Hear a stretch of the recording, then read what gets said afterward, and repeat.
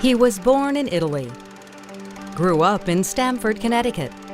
He founded a company that provides jobs for hundreds. And in 2007, he was sworn in as the 107th Lieutenant Governor of the state of Connecticut. This is Open Mic, hosted by Lieutenant Governor Michael Fedele. Give us 30 minutes. We'll give you an insider's look at Connecticut from the people on the front lines. Now, Open Mic.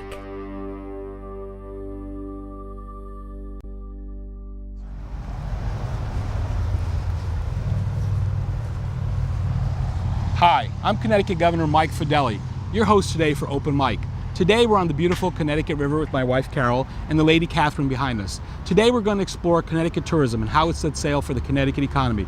We'll also talk about the Connecticut economy and business with our Connecticut Business Roundup. So, welcome aboard Open Mic. What do you love about Connecticut in the summer? I love the amusement parks, and I'm a Connecticut ambassador.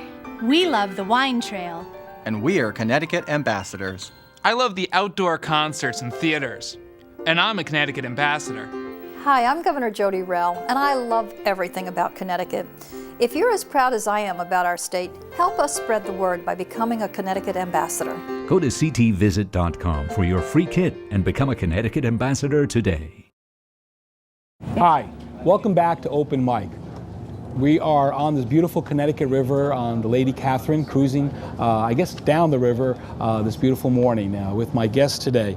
To my left is Michael Price, a gentleman who wears two hats today. He's the executive director of the Tony Award-winning Goodspeed Opera House, his 40th season. Not bad for a guy who looks 40 years old. And he's also the... You get a gold star for there the you day. go. Thank you, Michael. And also he's the chairman and commission of our Connecticut Commission on Cultural and Tourism. Michael, welcome here. We also have Karen Senich, who's our executive director of the Connecticut Culture and Tourism. Thank you, Karen, for being here today. Thank you. And Donna Simpson, representing the Mystic County, Connecticut Chamber and executive director there. Welcome to all of you folks, and very much appreciate you being here today on this not too bad a day here on the Connecticut River. And as you know, our show today is on tourism, and the theme I use on our tourism is small state, big attraction. So, Mike, tell us a little bit about that. Well, we are a small state, but we are in the greatest location for tourism, from the Massachusetts border on our north to the New York border on our south.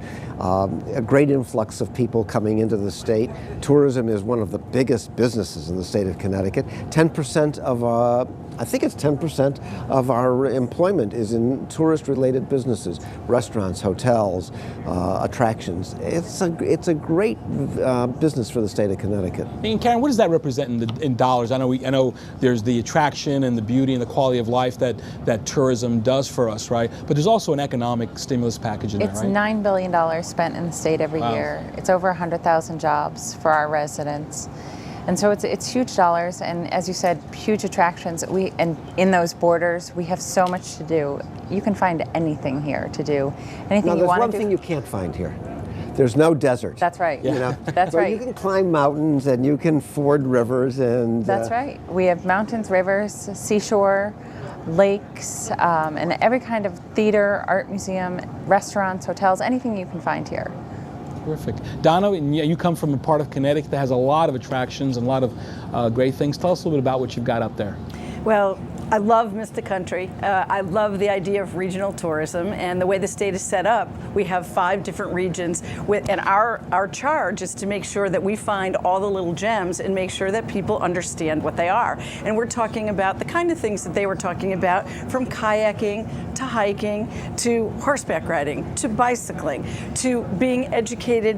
Our first tourism in the state of Connecticut essentially was Mystic Seaport. And one of the things I love about being in this business is that you can learn things and have fun at the same time. Do you know what this is? Looks like a glass pyramid. Very good. All right. Any other takers? This is a deck prism. And back in the time when we were a big oil was our business, the boats were wooden and they had candles and kerosene lamps, not very safe. Someone figured out you put this flesh below board, and you get the light from above board, and it's safe. It doesn't wear the planks out.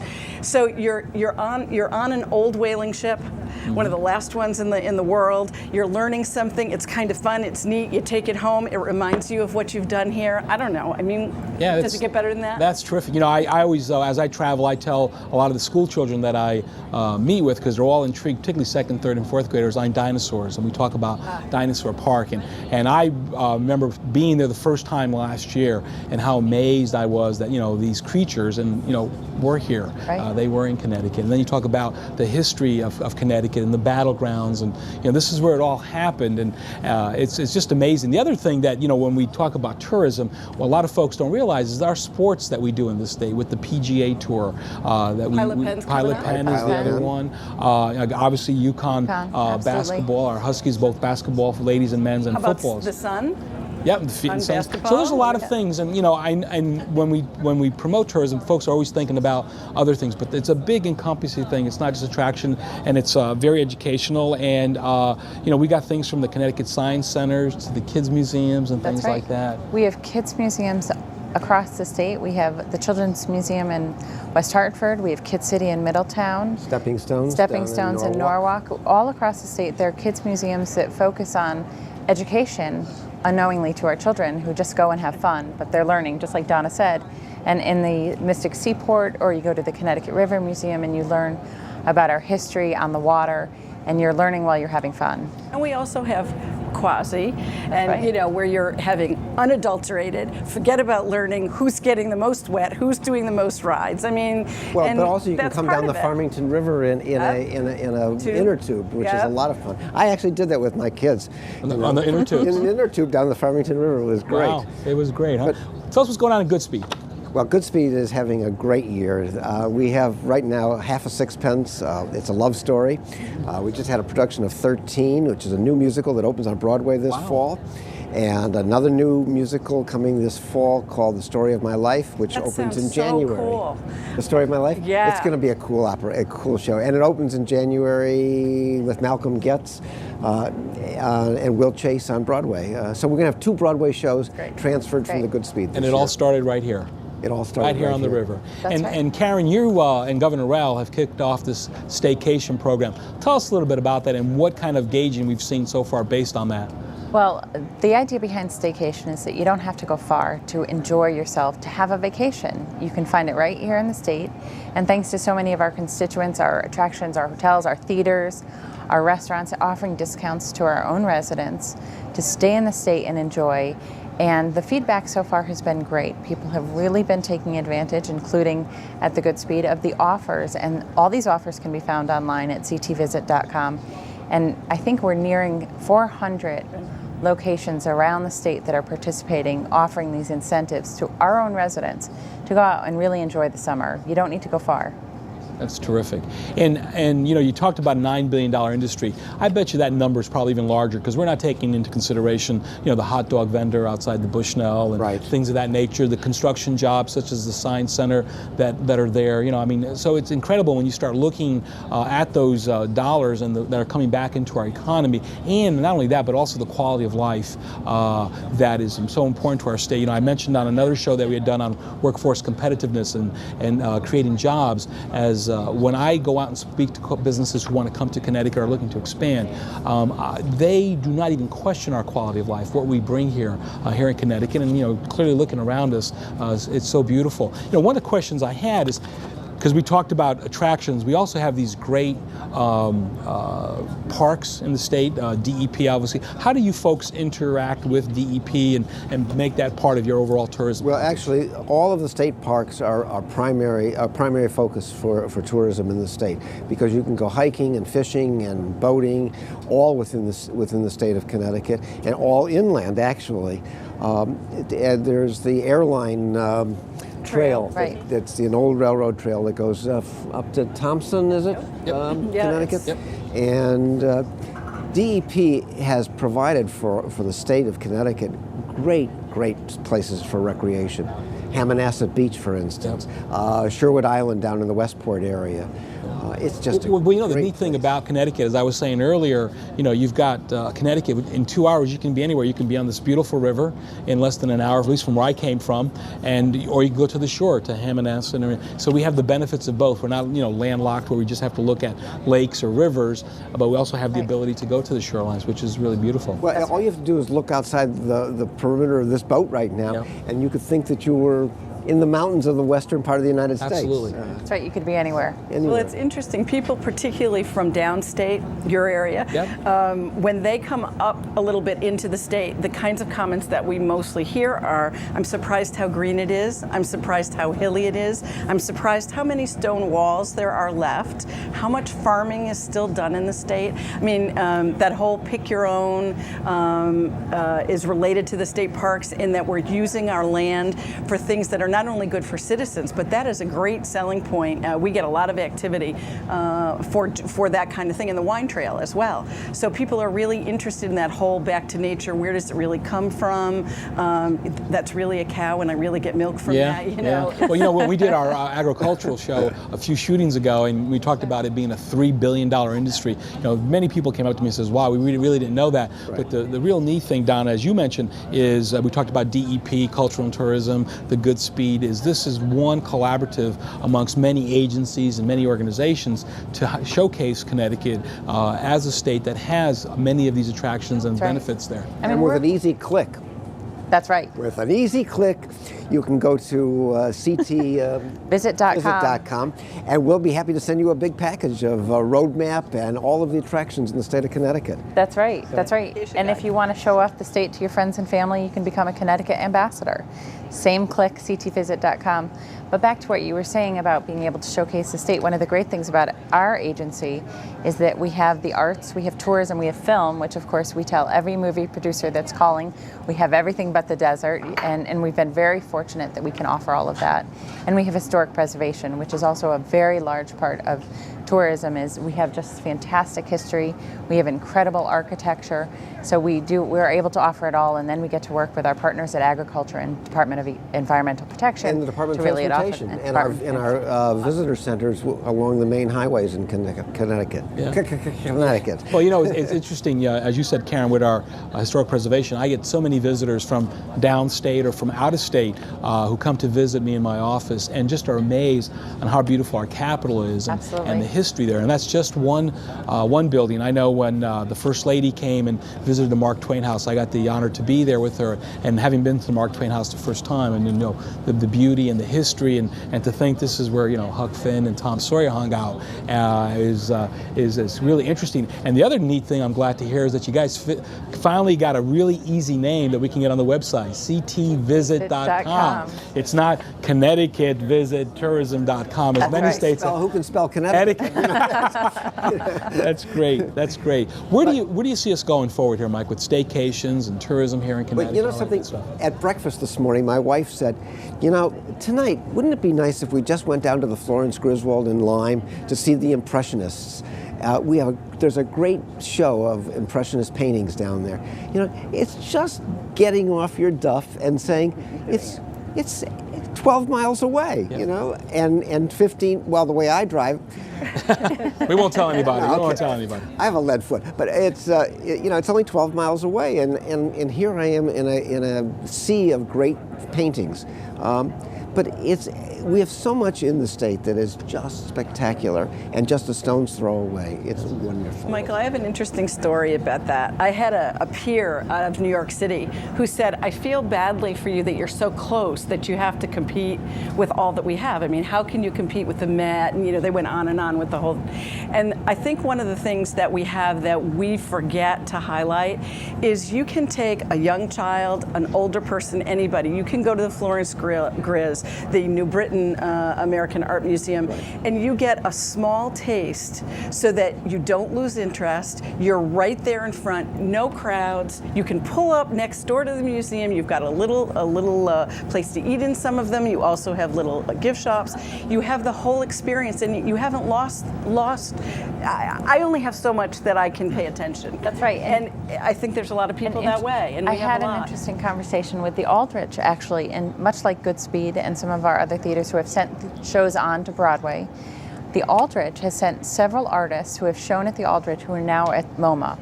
And so you see it here first. You see what the rising stars. You see the new shows. Yep. You don't have to go to New York. Yep. You can stay right here, and you can see the greatest theater around anywhere. And so you don't have to go to New York, and you don't have to go to Boston to go see these museums or the children's museums. You can stay right here. Oh, it's also a lot less expensive too. Yeah, I mean, we don't have New York prices here in Connecticut. Yeah. Well, I was up at the Wadsworth during their French Beach exhibition, and there's Monet's. They were hanging there. They was just right there. It wasn't in New York, and they were right there in Hartford. The other thing when we talked about collaborations among state agencies, one of the biggest concerns when the casinos came into Connecticut was the draw they were going to take away from our cultural and tourism. And what I've seen, at least, is that they've added to it. They are one other piece of what we bring relative to what they do, and also their attractions, and how they've collaboratively worked with the chambers of commerce. As part of the region where they sit, they have been great partners. At first, everyone was, as you say, very worried about that. And there was some shakedown in the beginning with small restaurants and some of that. That's all long gone. And now we have, what we always say is, if you want to be someplace where the sidewalk's going to roll up, we have plenty of those towns. If you want to pretend or think or know that you want 24-hour whatever, you've got it. You've got music venues. We've got artists coming, particularly musical artists, coming that blow your socks off. And it's right here in the middle of the woods, How great is that? The casinos have been a great contribution to the state of Connecticut, fiscally, job-wise, entertainment-wise. Well, training. And Donna, training, but also, we were thinking about going out to dinner last week, and we said, oh, there's a collection of restaurants at the casino. That's right. Go take your choice. From A to Z, they have every kind of a restaurant. So they're a great asset to the state of Connecticut. Right, and I think the new MGM, at least the numbers I saw, employed 3,000 new people in the area. Right. So again, very collaborative, very partner related, and again, no one does it all here in Connecticut. And I think that's what's really exciting, and it seems to be working. What are we seeing? We said it's a $9 billion industry. Is that from comparative to last year or going forward? Well, our numbers going forward, and of course the $9 billion number is tourism, and that is if you if you take the combined agency of historic preservation, arts, film, tourism, which you can essentially do, it's $14 billion. So it really has a huge impact, and it's growing considerably. Historic preservation is growing considerably because we have fantastic tax credits. So private investment is being made in these buildings, renovating them, that are either becoming housing cultural institutions, they're housing commercial, they're housing residential. So we're only going to grow. And interestingly, a lot of times when you hear economic numbers, it's a tourism industry that is still growing. Where other parts of our industries may be not growing, tourism will continue to grow.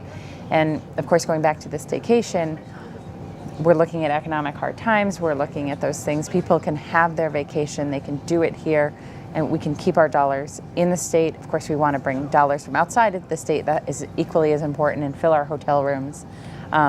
But we'll keep it all in, and so the industries will continue to grow. Yeah, and we've actually talked about staycations. One of the big promotions against doing that is the price of gasoline.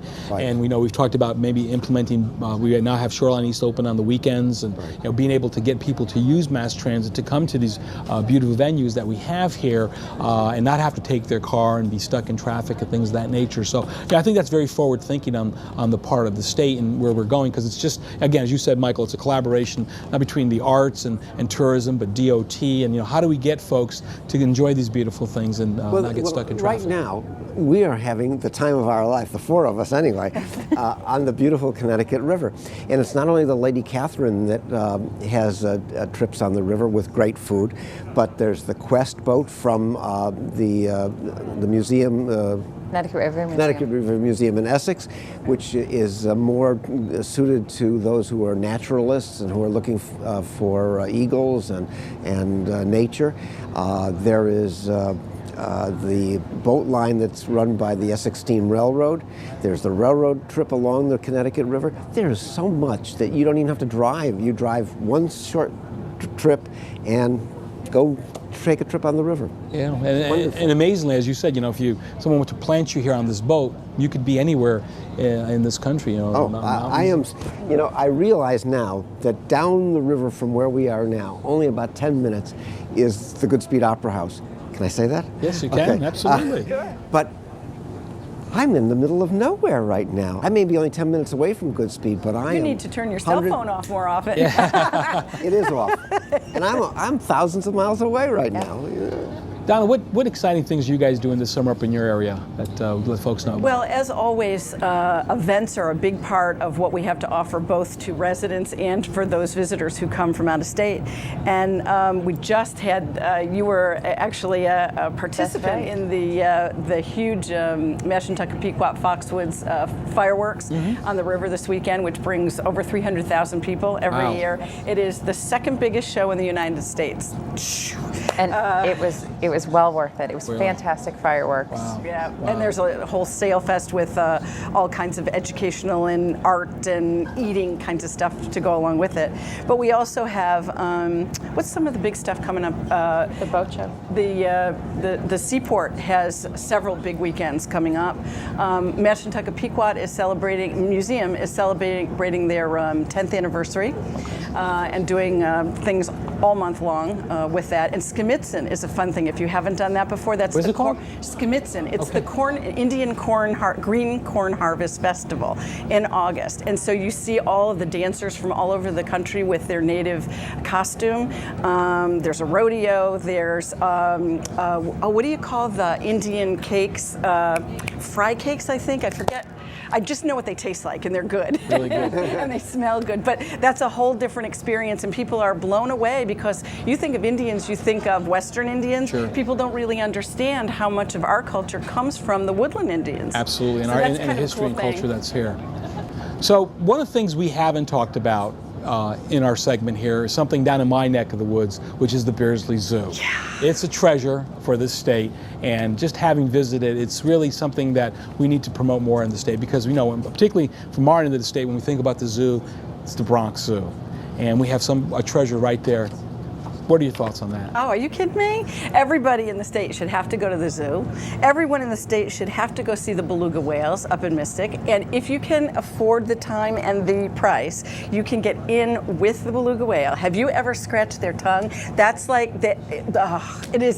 The last time I was there, which was a few weeks back, we got very close to the beluga whales, but they said they were mating, so I didn't really want to get into the tank at that time, so I left it at that. That's funny.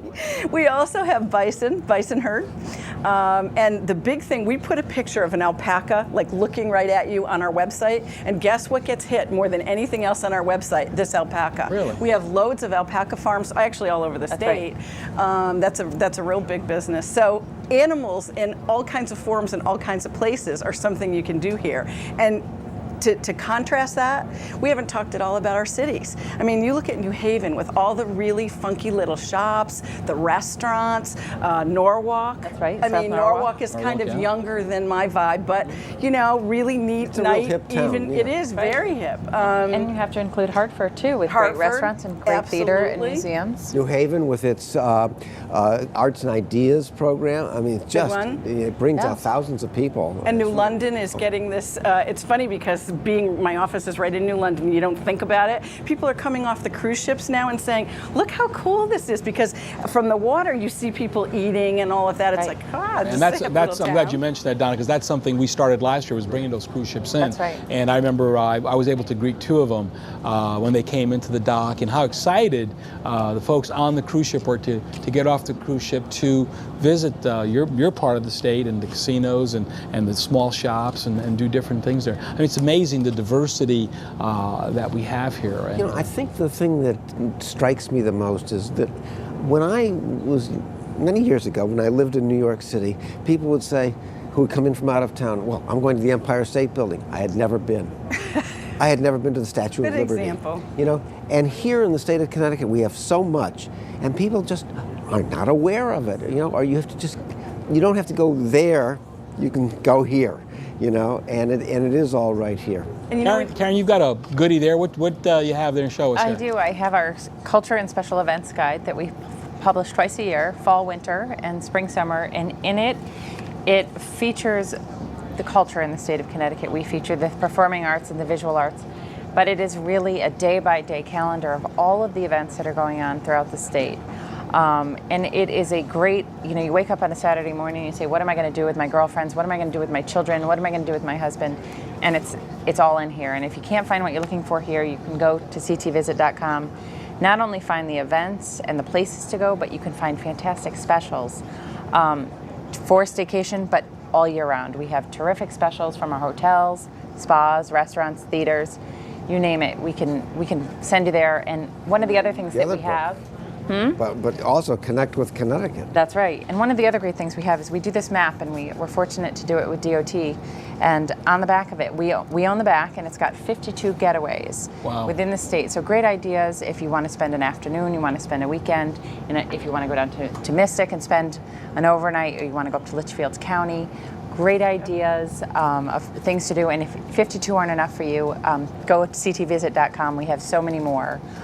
Great ideas, driving tours, things to do. That's terrific. And if you go to ctvisit.com, we'll send you one of these. That's right. Or we'll send you all three. That's right. That's terrific. You know, we've come to a close here in our show, and I wanted to thank we're not you. finished. I know, that's the way these shows can go on forever, particularly in a beautiful ride like this today. I have to go back to work now? But I want to thank you, Michael and Karen and Donna, for being here and sharing your thoughts on Connecticut tourism and how it sets sail for our economy here in Connecticut. So thank you and for being here. I look forward to doing some more shows in the future. Now, let's take a look at this. Like it's going to be sunny and warm with a mild breeze. Great time to get away. Need a change of scenery? Get away to Connecticut. We've got 52 getaways that are as easy as they are fun.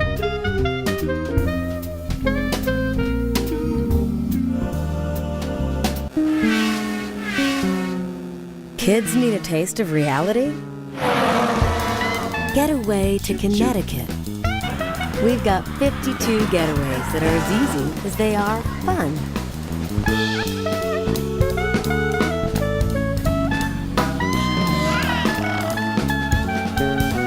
"52 Connecticut Getaways. We do the work, you have the fun." From the riverfront to the business front, let's find out more about the state of business in Connecticut with Connecticut Business Roundup. Hi, I'm Carol Latter, editor of Connecticut Business Magazine, and this is the Connecticut Business Magazine Roundup. First, news from the governor's office. Governor M. Jody Rell vetoed a bill that would have raised the state's minimum wage from $7.65 to $8 beginning on January 1st, 2009, and to $8.25 beginning January 1st, 2010. The governor said that while families are feeling the pinch from rising prices, businesses are also having a hard time making ends meet. Attorney General Richard Blumenthal has sued a pharmaceutical distributor, claiming it artificially inflated drug costs in Connecticut. The lawsuit says McKesson Corporation conspired with First Data Bank and was involved in racketeering to alter the prices of brand-name drugs. According to a new survey by the Connecticut Business and Industry Association, Connecticut employers are generous when it comes to providing paid time off for employees. 69% of companies offered paid sick leave. The Office of Naval Research awarded Precision Combustion of New Haven a Small Business Innovation Research Contract Award. The award will allow Precision to continue developing technology related to naval fuel cell power. And finally, just in the click of time, licensed and registered workers in more than 200 trades and occupations can now renew their occupational, professional, and trade licenses and registrations online with the Department of Consumer Protection. The system is available at www.ct.gov/DCP. That's our news roundup. For these and other stories, check out ctbizmag.com. I'm Carol Latter. Thanks for watching Open Mic. And that's Open Mike. My special thanks to the Lady Catherine's Cruise and its captain. Please join us again for another segment of Open Mike. Full steam ahead.